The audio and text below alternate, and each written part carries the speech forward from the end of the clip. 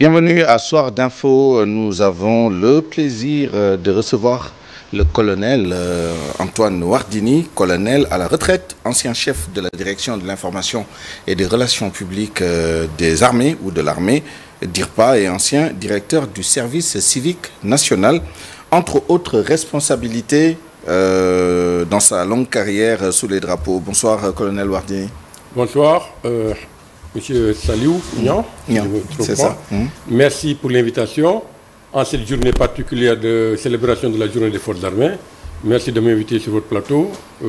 J'espère qu'on aura l'occasion de débriefer un peu cette journée, de passer en revue ce qui nous attend, en tout cas, dans un futur proche avec les Jeux olympiques de la jeunesse Dakar 2026. Mais vous l'avez dit, on va commencer par la journée des forces armées qui a été célébrée aujourd'hui au camp d'El Diop à Dakar avec le président de la République, mais aussi dans les régions, au niveau des commandements de zones.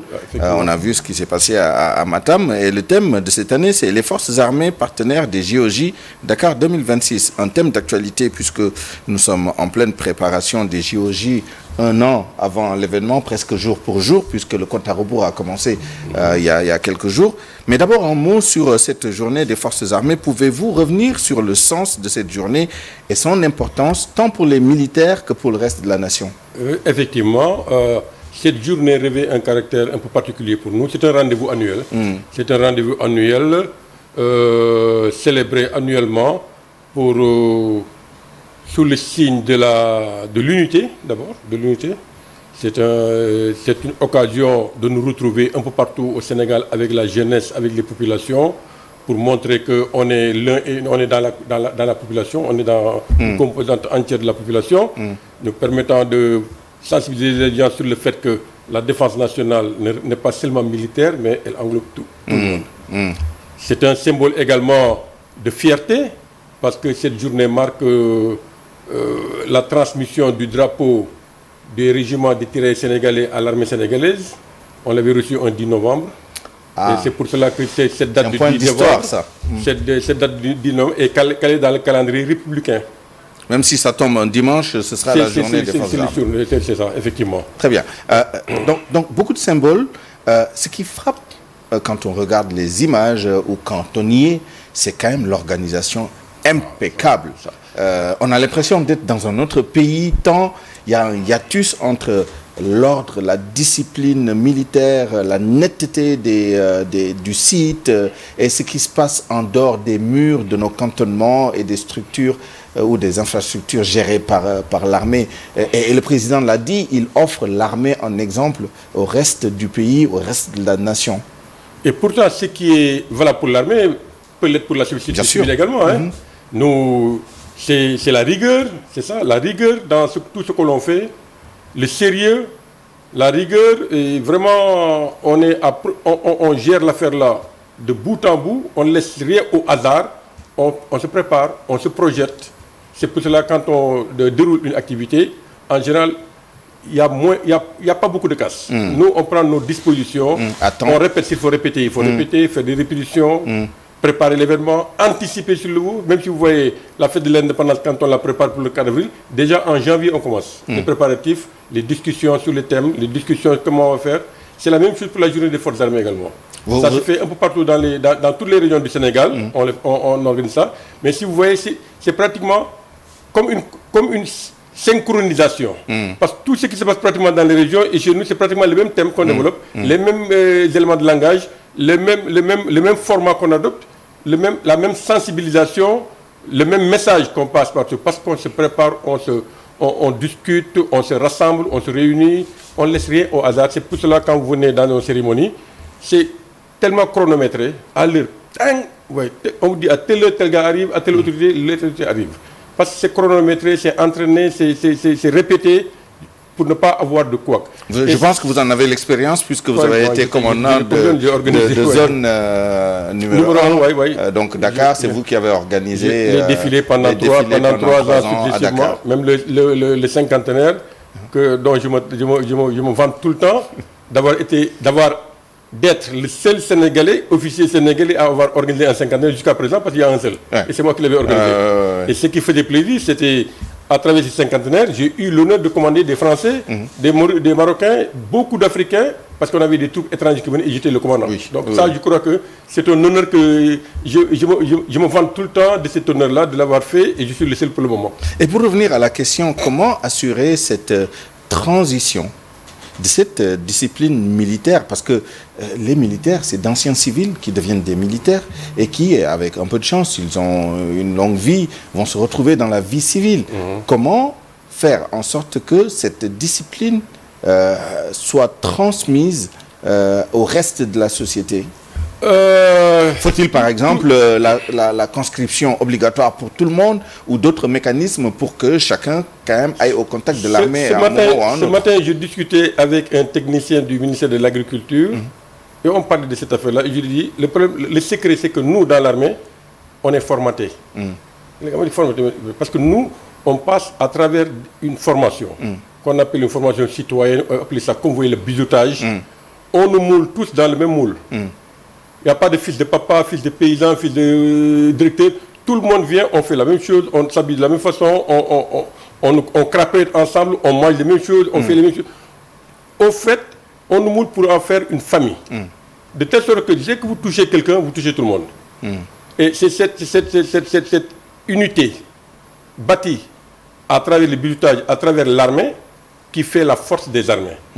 Et quand on sort également dans le civil, quand on parle aux civils, quand on les entraîne, quand on les sensibilise, c'est cette unité qu'on leur montre. On les inspire à copier un peu chez nous.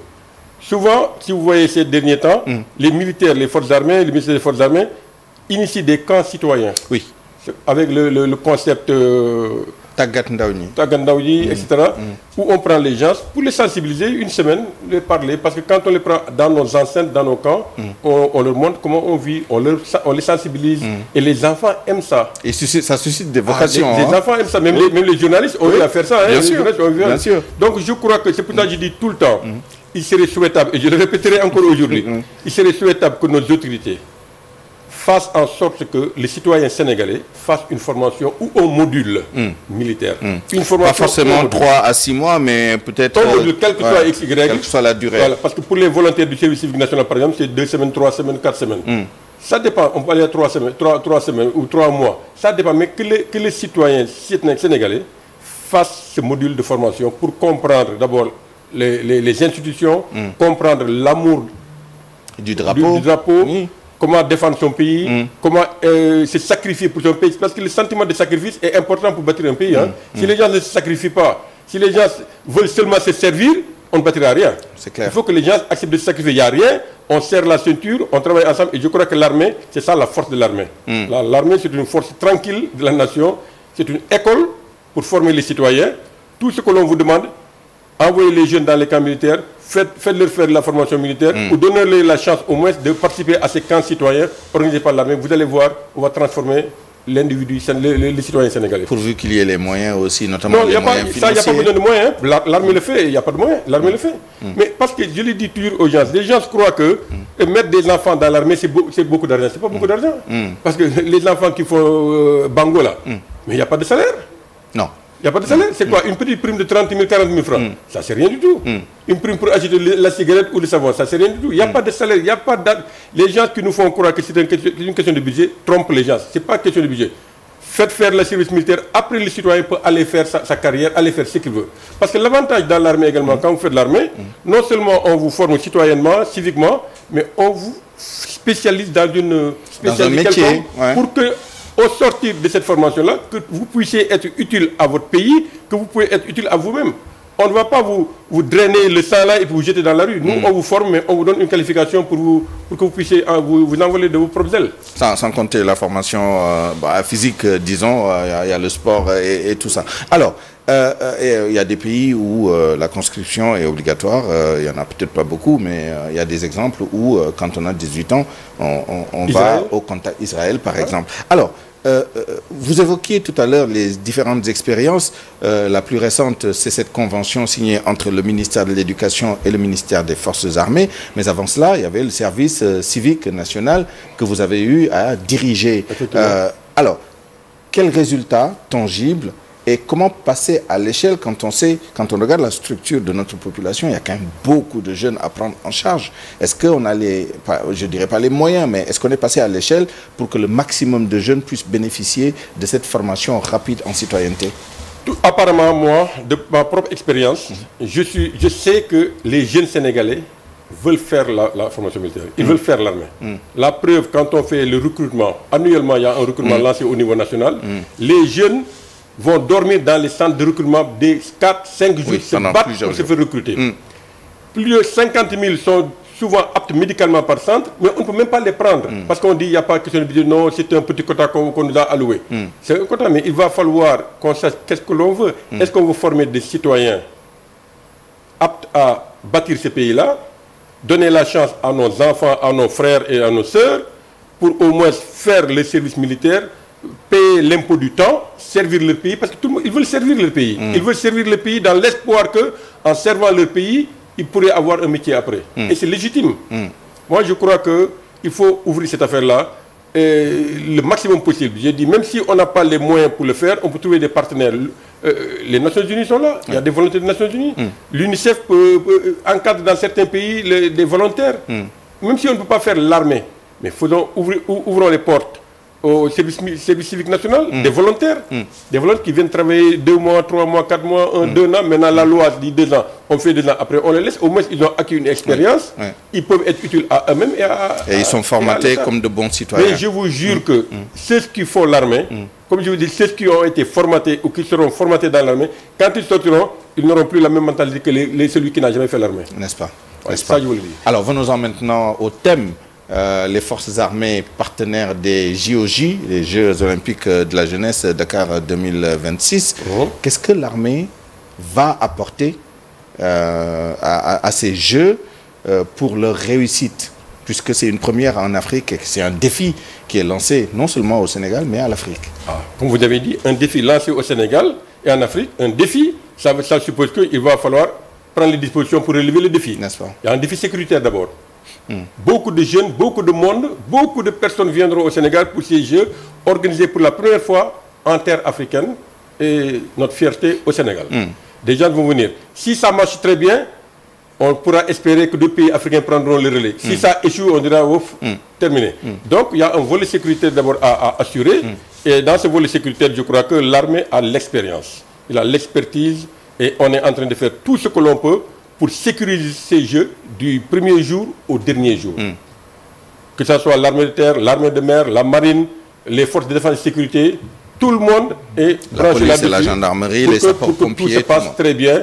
On touche du bois. Jusqu'à présent, on a espoir que tout se passera bien. Mais en dehors de du volet sécuritaire, il y a le volet logistique également. Les gens viendront avec des équipements, auront besoin d'être logés, d'être transportés, d'être sécurisés, d'être surveillés, etc. Rassurez-moi, ils ne seront pas transportés dans des bus militaires. Non, de toute façon, je crois que le comité d'organisation a ses propres bus. Oui, mais même dans ces bus-là, escorter ces bus, sécuriser ces bus, être dans les bus avec eux, pour les tranquilliser, on le fera. Bien sûr. Mais le volet logistique, j'ai dit également, on a besoin de monter des tentes, de monter des salles, de sécuriser des infrastructures. Tout ça, la logistique médicale. On a besoin d'hôpital de campagne ou bien d'hôpital en cas de. Même j'ai entendu que pendant ce rendez-vous-là, ce grand rendez-vous, on va même prévoir des zones de posée d'hélicoptères pour qu'en cas s'il y a des blessés, qu'on puisse les prendre et les amener rapidement à cause de la circulation. Tout ça, c'est déjà, les gens prennent ça en compte. En dehors de cette affaire-là de volet sécuritaire, volet transport, il y a le volet sanitaire, j'en ai déjà parlé. Tous les hôpitaux, que ce soit l'hôpital principal, Ouakam, et les autres hôpitaux de Dakar et même des régions seront mis à contribution. Et tout ça, c'est des militaires. Donc on a cette expertise, on l'a fait pendant des années, on va continuer à le faire. Mais en plus de ça également, on va même ouvrir nos camps à des jeunes volontaires. Oui, parce qu'il y a des infrastructures. À des jeunes volontaires que le comité d'organisation va recruter, des milliers de volontaires, qu'on va prendre au centre technique tactique de Mbaye Diagne à Thiès là, pour les former rapidement en amont. Qu'est-ce qu'il faut faire, comment se comporter, comment secourir un blessé, comment intervenir. On va les former pour qu'ils accompagnent les Jeux pendant tout le temps. Quatrièmement, ce qu'on peut dire, après, si tout est fait, tout est terminé, nous espérons qu'on laissera un héritage durable à ce pays-là, à la jeunesse, une jeunesse qui a été formée par les militaires, qui a été sensibilisée, accompagnée par les militaires, ils ont acquis des réflexes. J'espère que c'est un bon héritage pour une citoyenneté durable et le Sénégal va en bénéficier. Donc ce n'est pas qu'un appui, disons, matériel, il y a aussi un volet plus, comment dire, moral, organisationnel en termes de discipline, en termes de rigueur, en termes d'encadrement. Alors, comment quand même faire en sorte que le caractère civil de l'événement ne soit pas un peu, comment dire, cannibalisé par la présence éventuellement trop forte de l'armée dans l'organisation? Quel est le bon dosage et quelles sont les articulations que vous avez mises en place? Je crois que pour les Jeux Olympiques, ils ont leurs normes, ils ont comment ils doivent travailler. De toute façon, ce ne seront pas des militaires dans les stades avec des armes, etc. Je ne crois pas.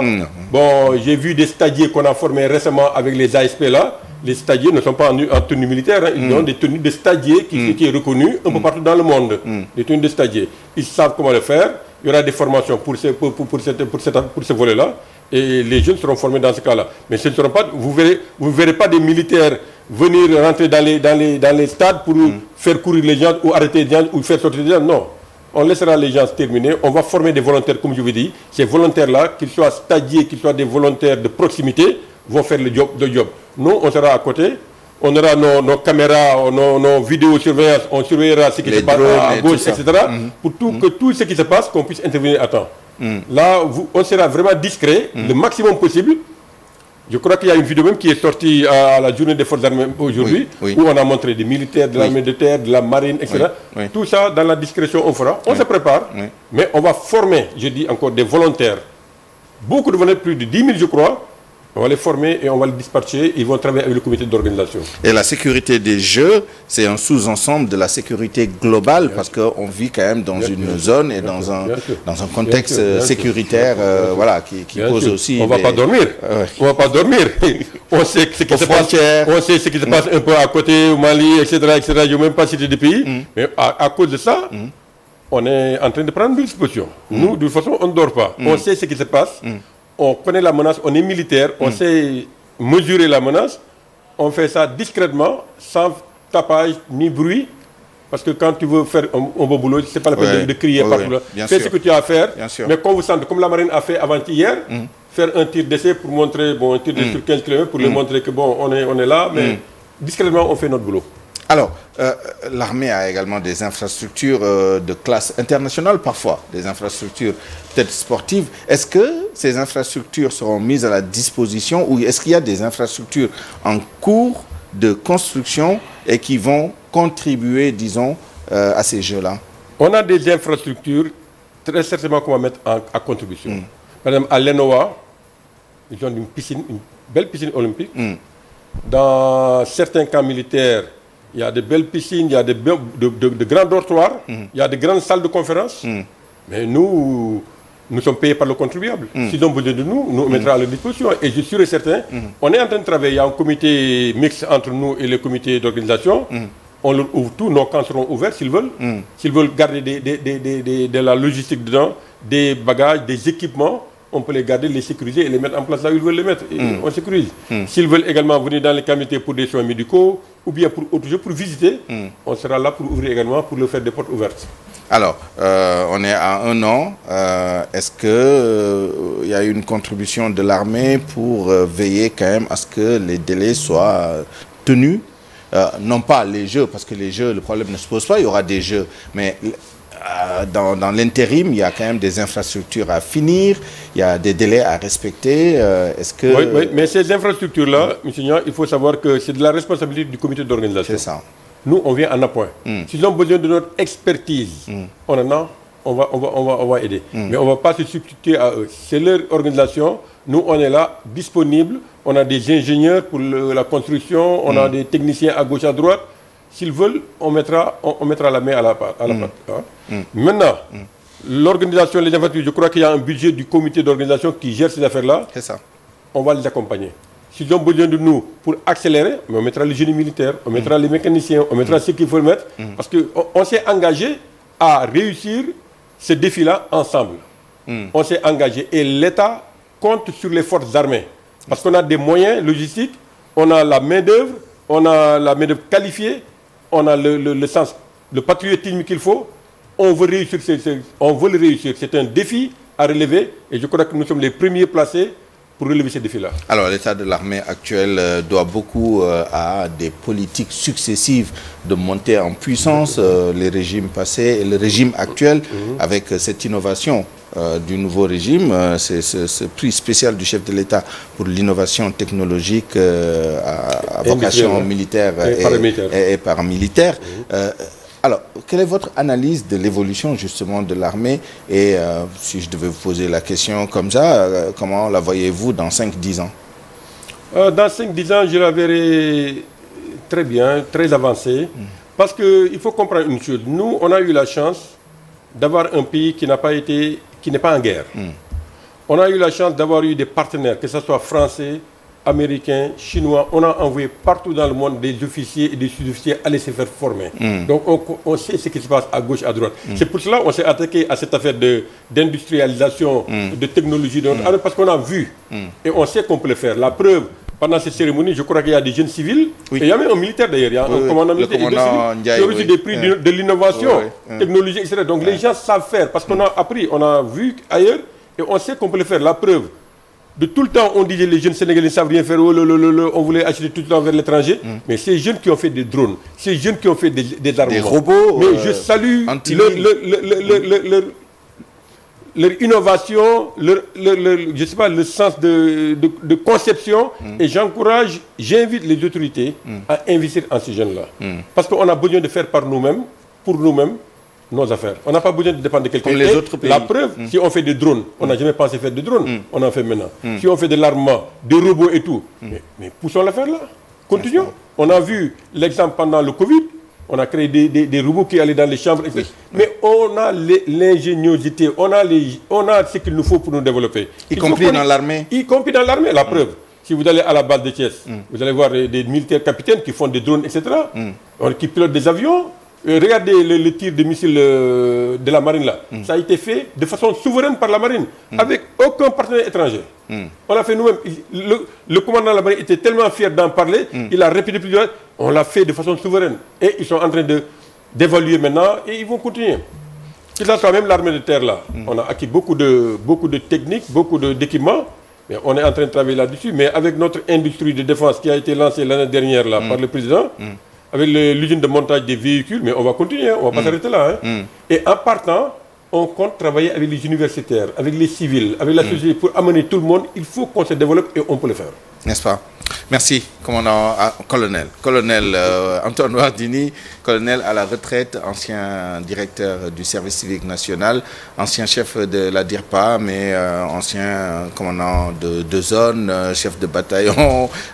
Beaucoup de choses se sont passées dans votre carrière. Attaché militaire, tout ça. Attaché militaire au Brésil, entre autres. Donc, merci. Merci pour votre temps, merci pour votre présence et tous ces éclairages que vous nous avez apportés sur le concept armée-nation à travers le partenariat entre l'armée, les forces armées en général et les JOJ. Merci à vous de nous avoir suivis. Excellente suite des programmes sur la TFM. Excellente fin de soirée. Au revoir.